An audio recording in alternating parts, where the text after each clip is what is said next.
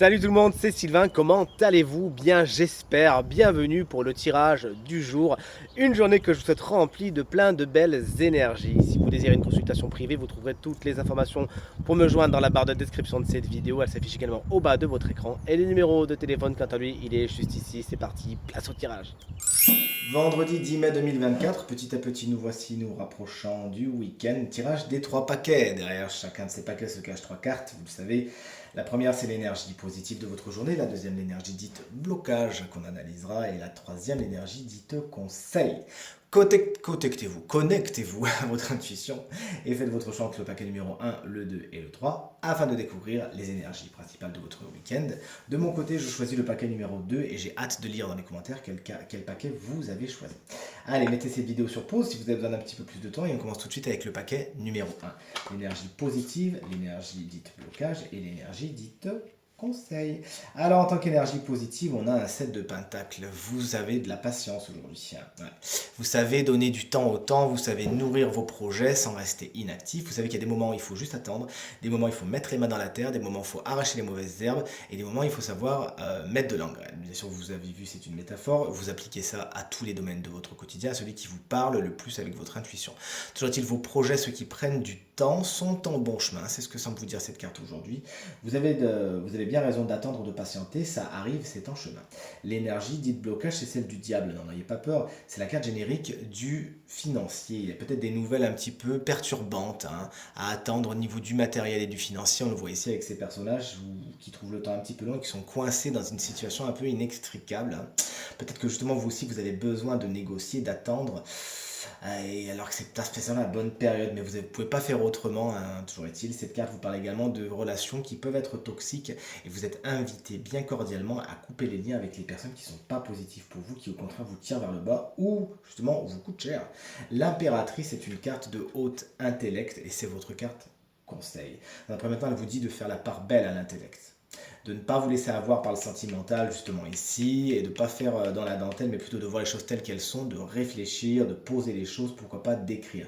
C'est une carte qui nous parle de communication, peut-être que vous avez besoin d'écrire, de passer par la version papier, de donner des nouvelles par lettre, etc. afin d'atteindre vos objectifs. Cette carte également représente une femme particulièrement bienveillante qui pourrait être de bons conseils et d'un très très bon allié pour votre journée et pour faire avancer votre cause aujourd'hui. Le paquet numéro 2, le voici, le voilà. On a l'énergie positive, on a l'énergie dite blocage et on a l'énergie dite conseil. Si tout comme moi vous avez choisi ce paquet, la carte du jugement vous annonce de bonnes nouvelles aujourd'hui. Un appel téléphonique, un message, un texto, un mail, que sais-je, mais vous recevez une bonne nouvelle, ça fait du bien. La communication, tout simplement, est quelque chose qui est important pour vous aujourd'hui. Quand on voit le chevalier d'épée à côté, on vous invite vraiment à y faire la part belle, à être dans je t'écoute, tu m'écoutes, chacun dit ce qu'il a à dire dans la diplomatie et la bienveillance.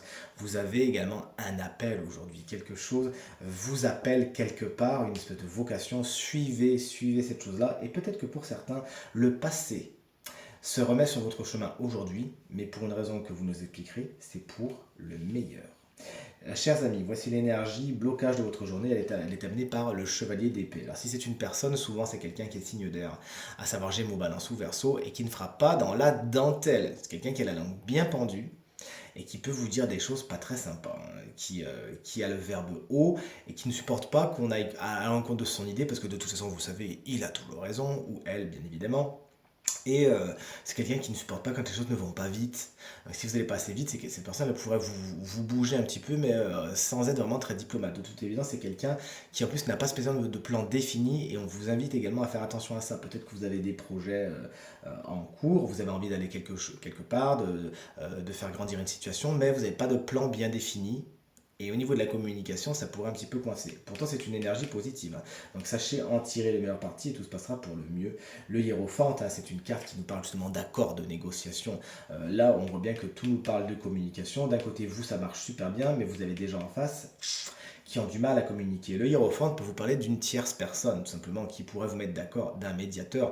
Et c'est passé par quelqu'un qui pourrait faire le tampon et peut-être comment on appelle ça, animer le débat, j'ai envie de vous dire. Animer le débat et savoir justement faire le juge impartial de la chose. Cette carte également vous conseille de vous rapprocher de spécialistes, de gens qui connaissent, qui savent quoi faire, qui savent comment agir. Vous avez par exemple un problème de peau, allez pas voir un cardiologue. Bien sûr, je fais la blague, mais vous avez compris. Allez voir les bonnes personnes, entourez-vous de bonnes personnes aujourd'hui, celles qui sauront vous donner les meilleurs conseils.